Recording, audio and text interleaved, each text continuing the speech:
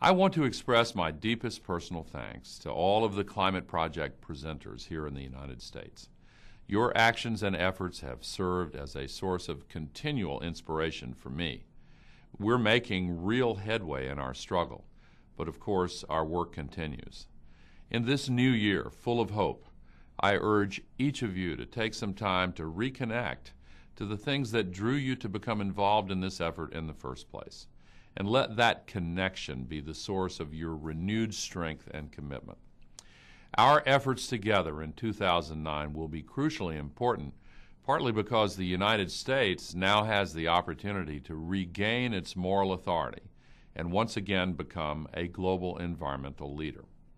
Now more than ever, it is time to fully engage people here throughout the United States and around the world in an effort to encourage our leaders to take the bold steps necessary to confront and solve the climate crisis. Your role is vital in helping people at the grassroots level to understand and accept this challenge. I look forward to hearing the news about your great work and of the continued impact and success of the Climate Project as a global force for change in 2009. Thank you. Hello and welcome. I'm Jenny Cladd, Director of the Climate Project.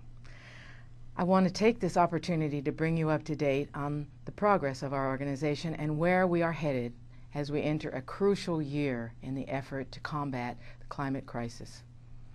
First, on behalf of Al Gore and your staff here in Nashville, thank you for all you have done and continue to do in this important mission.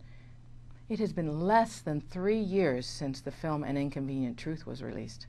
What began as a modest effort to train a few people to deliver Mr. Gore's message has since grown into an international grassroots movement to build support for urgent change.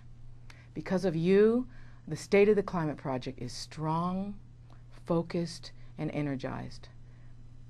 You are now more than 1,200 strong in the U.S., 2,600 worldwide. You have made thousands of presentations in over 100 countries to more than 4 million people. These audiences have returned to their homes and businesses, schools and places of worship, and have made changes in the way they use energy. And they have begun to influence the way policymakers perceive the threat of climate change. In the United States, you have helped elect a new president who has committed his administration to reshape policies to begin reducing greenhouse gas emissions and to lead the way in world deliberations for upcoming Copenhagen Treaty negotiations this December.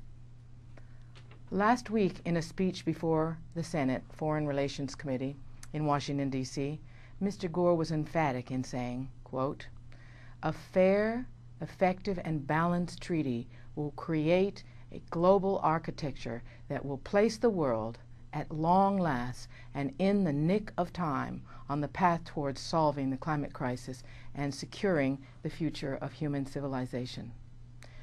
We don't have a lot of time. And so today, I'm excited to announce that the Climate Project is entering into phase 2 of its evolution. Our organization is ready to embark on a new era of advocacy and activism. Since our inception, education and increasing public awareness about the climate crisis has been our central focus. This will remain a key component of our organization's mission. Now, we are challenging you to take action. It's time to become more vocal in your communities, to engage others, to join our movement, and to emphatically advocate our message to elected officials and business leaders to make the changes we need to solve this crisis. As we move closer to the Copenhagen Treaty negotiations, here are some of the specific steps that TCP will be taking. First, we will lead an international effort to mobilize thousands of climate activists in key countries around the world to press their leaders to take strong positions to Copenhagen. Next, we will be holding training summits for new and existing presenters in Europe, Asia Pacific, and Latin America so they can be equipped with the latest material. And soon we will host a training in Beijing, China.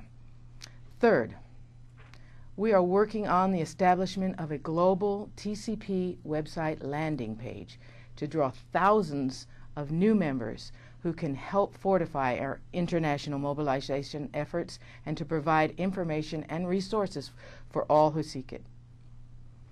And finally, here in the U.S., and with you as the front line of public persuasion, the Climate Project will be helping convince members of the House and Senate to pass President Obama's climate legislation and then to ratify a strong international treaty early next year. TCP's Canadian climate messengers will have an equally strong opportunity when your Parliament takes up the treaty. This push will be the major focus of the North American Summit with Al Gore here in Nashville, May 14th to 16th. It is vital for U.S. and Canadian presenters to attend this summit to launch a major movement by TCP, the Alliance for Climate Protection, and Al Gore to help build a formidable grassroots advocacy force to train thousands of activists to persuade policymakers to pass significant climate legislation this year. On behalf of Al Gore and your staff here in Nashville, I would like to thank you again for your commitment to making the Climate Project the most extraordinary, successful grassroots climate organization in the world.